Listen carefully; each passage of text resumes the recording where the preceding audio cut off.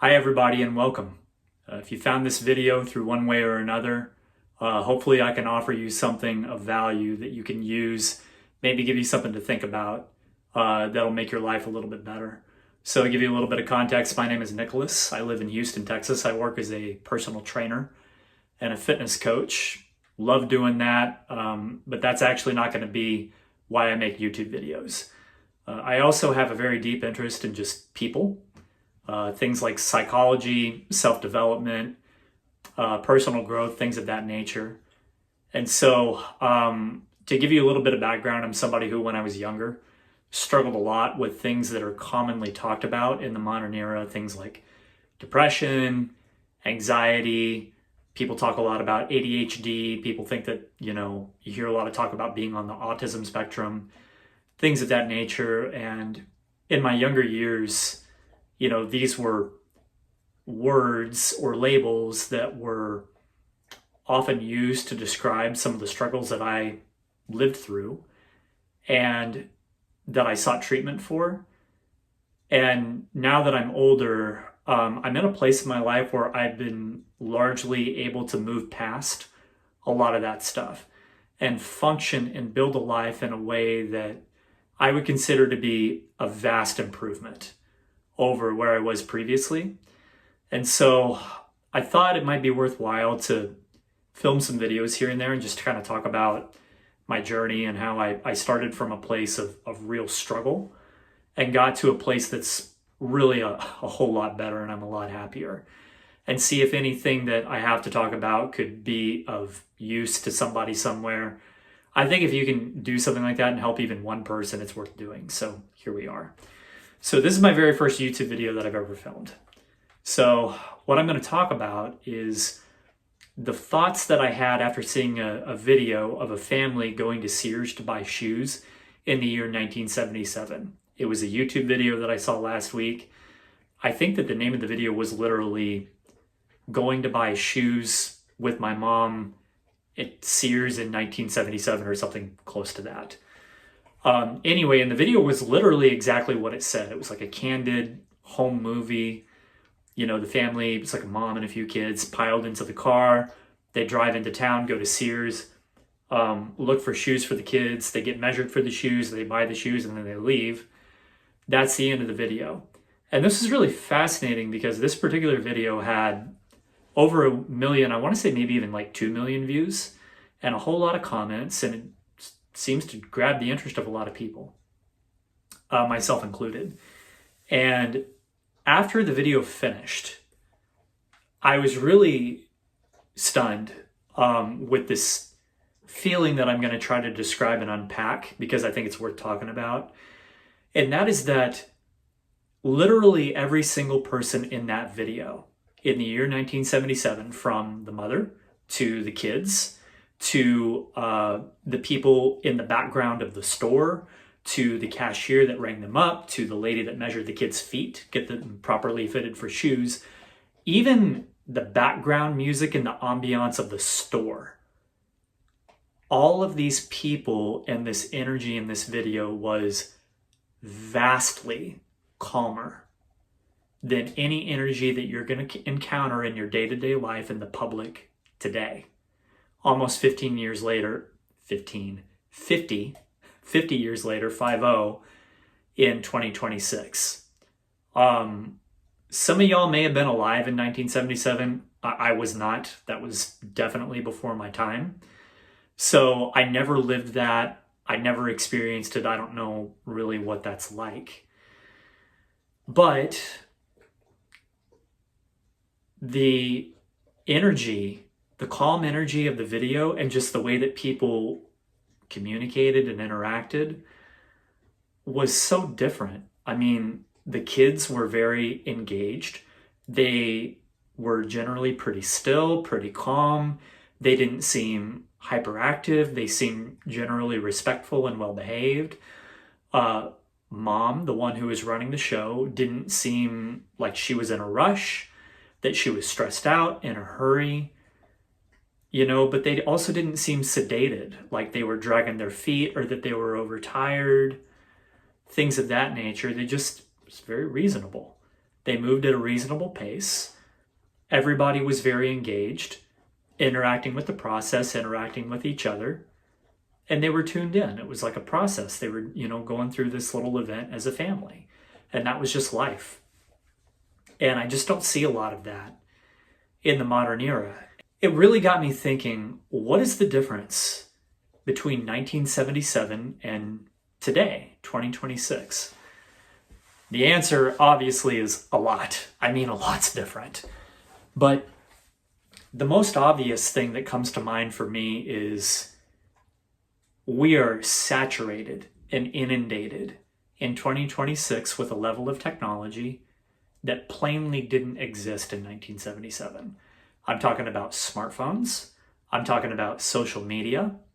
I'm talking about the internet. I'm talking about AI. I'm talking about Bluetooth technology, navigation technology, all kinds of different things that, in some ways make our lives better and easier, but they come with a lot of side effects. That's kind of what I want to talk about. I mentioned in the beginning of the video that I'm somebody who, in previous years struggled a lot with primarily depression, I would say. I also experienced a lot of anxiety. In the course of seeking out treatment and trying to get this better and under control, one provider thought that I had ADHD as well and wanted to medicate me for that. So it's, these kinds of things are so commonly thrown around these days in conversation and in people trying to label other people. And if you look at young people in particular, it seems like everybody's depressed, everybody's anxious, everybody's got some kind of ADHD, everybody's on the spectrum, the autism spectrum. And that's another word, spectrum. It's like, if you talk about it, people always qualify everything and say, well, it's a spectrum, mental health is a spectrum, and depression is a spectrum, and ADHD is a spectrum, and autism in a spectrum. So basically, when you get down into the nuts and the bolts of it, anybody could be anything in any variation, and they still feel the need to label it and understand it. And I'm like, I almost get the sense that people are trying to label and understand and make sense of something and normalize something that they experience regularly in terms of frequency of how they encounter it in the world, but also describe something that strikes them intuitively as not normal and not healthy and not natural. And I think that they're trying to kind of square that circle and describe it and make sense of it and cope with it. So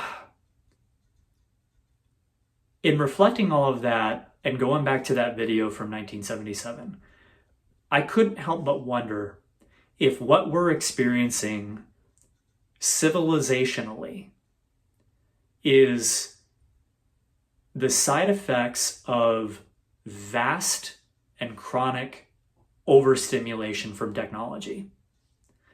I'm going to say that again. Vast and chronic overstimulation from technology. And that overstimulation causes negative side effects, and that those negative side effects manifest themselves as symptoms that resemble depression, that resemble anxiousness, that resemble the inability to pay attention for extended periods of time, that resemble social awkwardness. And let's be real, when people talk about being on the autism spectrum, usually what they're talking about is they're making some sort of colloquial description of somebody with a lack of social skills, maybe who seems fidgety or nervous and can't make good eye contact or carry on like a natural sounding conversation because they are somehow detached. That's usually what people are talking about, and they're not referring to some sort of clinical diagnosis that clearly needs regular interventions. This technology is so oversaturated and so permeated into our day-to-day lives. And we know at this point in our lives that this technology is not really very good for us. You know, it's not good to be on social media chronically. It's not good to be on your phone chronically. But this stuff is addictive. It sucks us in, and it changes the way that our brains interface with our environment and our emotions and other people. And it hijacks a lot of resource that could be put to use to focus on things in our environment and our relationships and our day-to-day life, that we pour it into these screens and not into each other or our careers or our hobbies. You know, it's just not the way it is. And if you don't believe me, it's like, go out in public, literally anywhere, and just take a few minutes and look around at your environment. If you're at a restaurant, if you're at the doctor's office, waiting for them to call you back, maybe you're on like a bus or something, maybe you're at a coffee shop getting some coffee, just look around and see how many people in your environment are on their phones, completely myopically absorbed in whatever's going on their screen. And also take a note of how many of them have AirPods in their ears or noise-canceling headphones on their heads so they don't hear anything that's going on around them as well.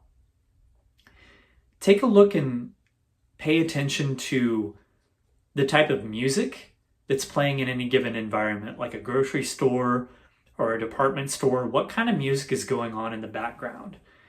Is it very soothing and calming background music, or is it kind of abrasive, like even a little bit abrasive? All of these things are input that we take in with our senses. From our eyes to our ears, it goes to our brains. Our brains process this information and put it in our bodies in one way or another. And you know, our brains regulate the processes that govern our health, like our circulatory system, our digestive system, our endocrine system, and all of these things. Our brains were not really meant to handle that type of information overload. I kind of think of it as dysfunction. If you take, let's say, a piece of electronic equipment. Well, in order for it to work, it needs to have a power source, right? So you have an adapter, you plug it into the wall, you get electricity, the device runs. But if you run it with a current of electricity that is too high for the system itself, what'll happen is you'll overload the circuitry and it'll either malfunction or it'll completely kill it. It'll blow. And I can't help but wonder if we're doing that to ourselves chronically with all of these devices that we use. You know, human beings are relational. We're not meant to exist in a way that is isolated and withdrawn and absorbed in a screen that is not, you know, a person. It's a machine. It's an inanimate object. And that includes AI. But yet this is what we do. And again, it's like if you are in a situation where you have a screen in front of your face and headphones or AirPods in your ears, and you're moving through the environment, you're not in your environment. You're in another environment. You're not present. You're somewhere else. And I think that if you live that way chronically, it's incredibly isolating. And if you're that isolated, you're going to suffer. You're going to experience a lot of unpleasant emotion. And I know that that's something I myself have lived through. And I can only speak for myself. But all of that to say, after watching the video, I felt kind of inspired. I said, you know, I was between clients. I had like a morning block and then a midday block. I had a little bit of a break for a few hours. And so I came home and I got some food. I took a shower. And I was like, you know what? Here's what I'm going to do. Normally when I'm at home in between clients and I'm getting ready for the next block, I put on YouTube and I have a Bluetooth speaker, hear it anywhere in my home, and take in information from an audio perspective. Sometimes if the screen's in front of me, it's video and audio. Or maybe I'll put on music and let music play. But the overarching point is that I often am sitting in silence. I have some sort of stimulation around me that's running that I can put my attention on. And I was like, you know what? I'm not going to do that today.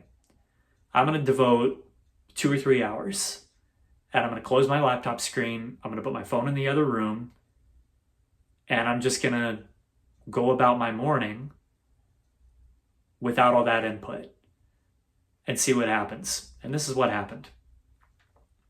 After about 30 to 45 minutes, I started noticing that I was feeling calmer. And normally I don't feel particularly high-strung or anything like that, but I just felt calmer. I felt like I was less in a hurry, less like I had to keep an eye on the clock, less rushed to do the things that I had to get done before I left my home again. I also noticed that I became vastly more attuned to my environment. Colors seemed to get a little bit brighter. I noticed little still things in the environment, like maybe the sound of the refrigerator running or my dog shifting on his bed. I noticed that, like, if I look out the window, the trees and the grass seemed a little bit more green, and just the weather outside, for example, like if I take my dog outside, the weather seemed just more vibrant. I was more attuned to it. So I think that when you're lacking that type of electronic stimulation, that you're able to reclaim energy that can be used for attention to other things that are more what we're meant for.